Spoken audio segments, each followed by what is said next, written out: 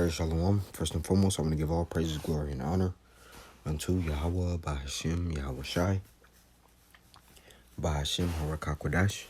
A double honors unto the elders and apostles of GMS Great Millstone, and a sincere Shalom to Yakim, bringing out this word in diligence and in truth. And as you see here, you see end up protecting E, man. You know, shielding his body, A with hers, while she wearing a USA sweater or shirt, man.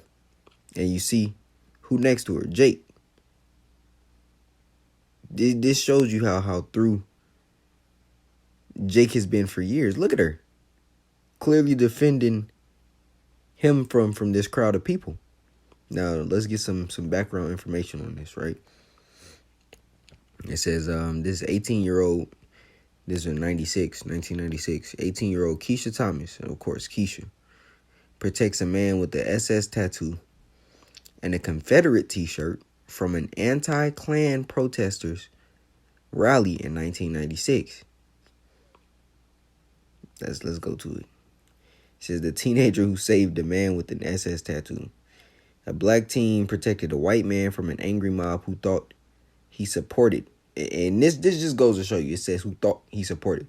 He goes to a rally, a Klan rally, or as they say, anti-Klan rally, wearing the Ku Klux Klan,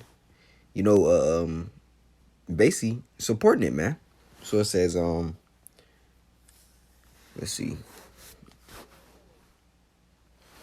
says Ann Arbor was an unusual place for the KKK to choose, and hundreds, a matter of fact, and they're a terrorist extremist group, by the way. The KKK, the Ku Klux Klan, they've been terrorizing Jake, and they're still in the States, man. You know, you go down south, you see their Confederate flags, you see their symbols, right? That's a terrorist extremist group right there. Why isn't E coming down on them? Right? It says, and hundreds of people gathered to show them that they are not welcome. The atmosphere was intense. Police dressed in riot gear, with tear gas, protected a small group of Klansmen in white robes and their hoods. It says, when a woman with a megaphone shouted there's a Klansman in the crowd, they turned around to see that Edomite there, the middle-aged dude wearing the Confederate flag t-shirt. It says he tried to walk away from them, but the protesters, including Thomas, followed just to chase him out.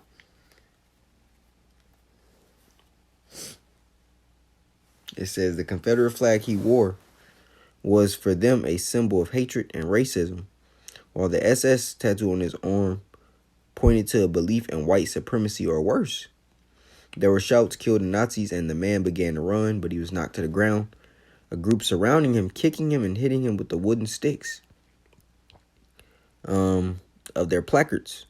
The mob mentality had taken over. It became barbaric. And that says, Keisha said that. It says, when people are in the crowd, they are more likely to do things they would never do as an individual. She then says someone had to step out of the pack and say, this isn't right. Now, whole time, E is wearing that memorabilia or wearing his symbol to show forth his hatred towards your black ass. And here you are defending him.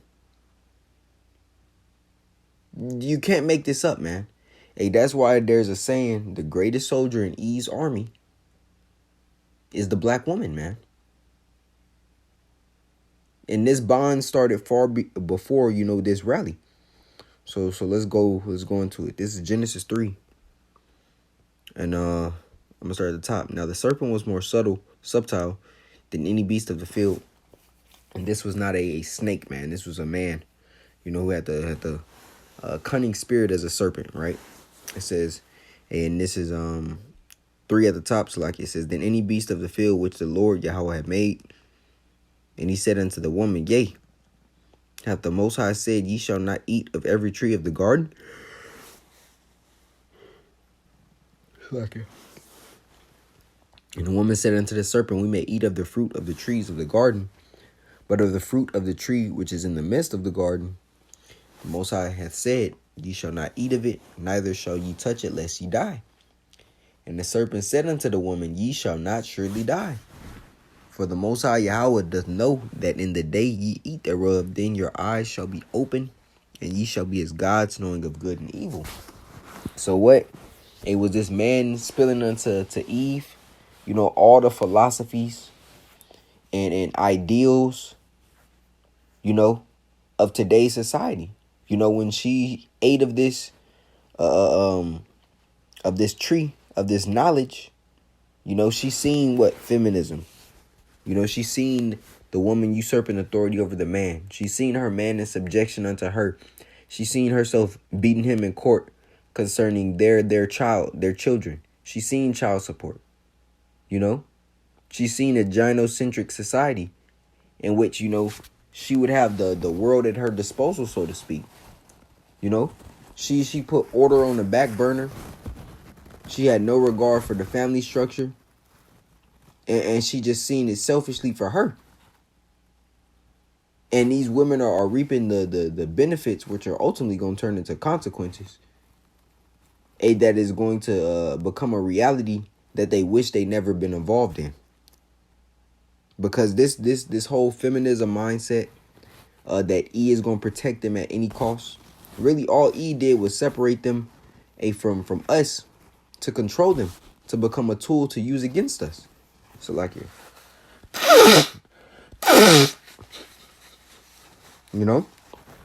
He used her as a weapon, for his pleasure.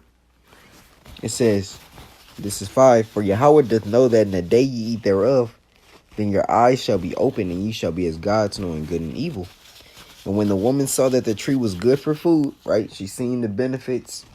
She seen, as the scripture say, I believe it's in the book of Isaiah 32. She seen the vintage. She seen all the benefits of her aligning herself with him, his program, and ultimately, spitting and shitting on her man. She had no problem eating that philosophy up and putting us down, man. She is not on your team here, man. Clearly against you. And that's why judgment will go forth. It says, and when the woman saw that the tree was good for food, and that it was pleasant to the eyes, and a tree to be desired to make one wise, she took of the fruit thereof and did eat, and gave also unto her husband, and he did eat. Right? Now I want to grab this in the book of 1 Timothy 2.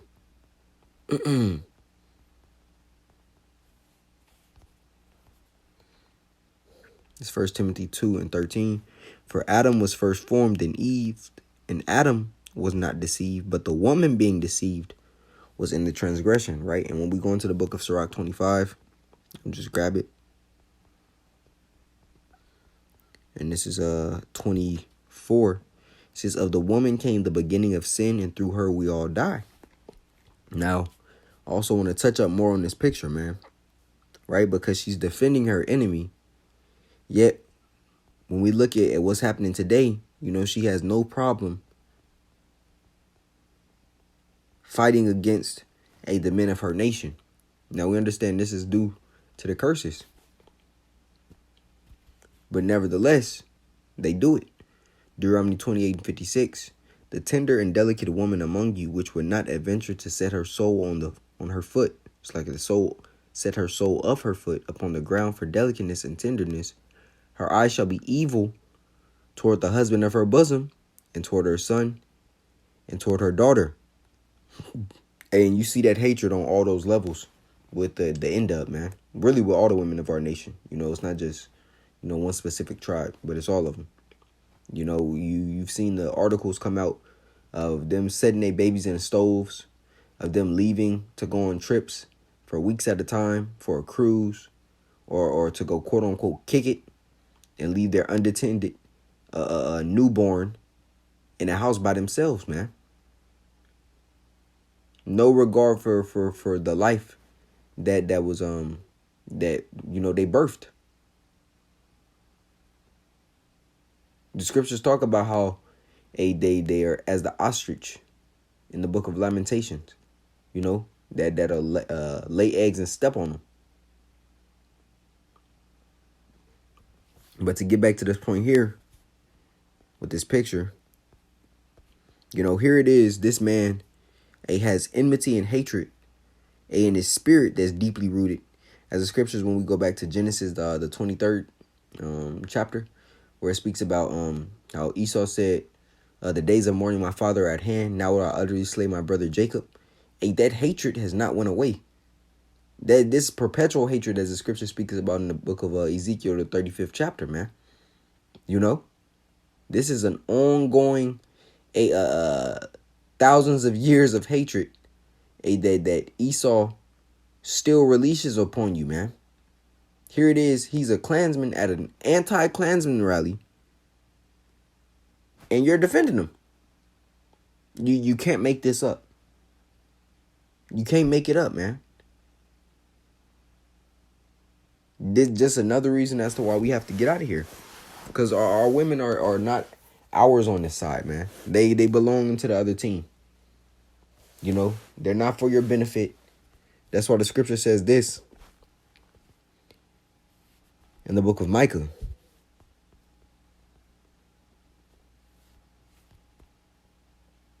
Oops.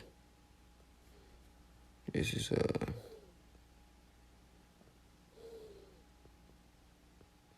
Micah 7:10.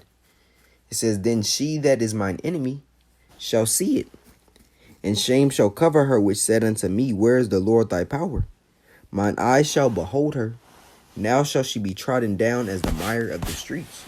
And, accounts of the men of the Lord going through hell, hellish conditions, and just tribulation. And you seen how their women acted. Look at Lot, Look at Job. Job's woman said, hey, curse the Most High and die, man. Just goes to show you that, hey, just because, and even for brothers that have women, and we hope and pray, that, hey, our women make it, but we understand there's a possibility that they won't, That's why when we kept going in 1 Timothy, the last verse, it says, if she continue, right? It says she shall be delivered in childbearing if she continue. 2 Timothy 2. Here we go. 2:15. Notwithstanding, she shall be saved in childbearing if they continue in faith and charity and holiness with sobriety, right? So, when things are comfortable as they are still of now, just meaning comfortable in the sense that all hell hasn't breaking loose yet. Hey, we still got running water. You can still go out and get food, go to your favorite restaurant, and so forth and so on. Martial law troops aren't in the streets yet. Famine hasn't fully hit just yet. Famine of the word hasn't hit yet. That's what I mean when I'm referring to that. Everything is good for at the moment. But how will that mind state towards you change when you're being persecuted? When E is showing her, hey, that she can get some sort of prize if she turns you in. Hey, these are things, we think about, man. We understand that persecution is going to rise. And the women of our nation, they're going to be a part of it, man. If they're willing to defend an Edomite that's telling you straight forth that he's racist, got on the Klansman attire, if they defend him in that sense, physically, while they're continuously kicking you down, it shows plainly that they're not on your side here, man. They're not fighting for you. They're completely fighting against you. That's why the scripture says what it says in the book of Micah. Hey, you look at so many different examples of how they've chosen the sides of Edomites and heathens over their own men. Look at the feminist movement. The Edomite woman felt as if she wasn't getting enough portion of the pie from her Edomite male counterpart, her husband. So she got angry. She caught an attitude, so to speak. So what did she do? She then chose to create a movement in which told the Israelite woman that, hey, you're as oppressed as I am. Stop fighting on your man's side and come fight with me because you're being oppressed. And what did our women do? During Women's Lib, they ate that philosophy up And they started doing what? Rebelling against their men, turning away from the family structure, breaking the household, allowing Esau to infiltrate and ultimately become their head instead of their man of their own nation being their head. And now you have them raising your sons, your daughters without proper structure and order, and the cycle continues. So the greatest soldier in E's army, is our women. And they're going to see real soon, that them betraying their men, which is ultimately betraying their head, which is ultimately betraying Yahweh Shem Al Shai. That's going to be their detriment, their downfall, man. They're going to receive a great judgment due to their disobedience from Yahweh Shem Al Shai, man. So I just want to go in, on this lesson. Lord willing, it was edifying. I want to give all praises, glory, and honor unto Yahweh, Bahashem, Yahweh Shai, Bahashem, Harakakwadash. Double honors unto the elders and apostles of GMS Great Millstone. And a sincere shalom to Yaki in bringing out this word in diligence and in truth. Shalom.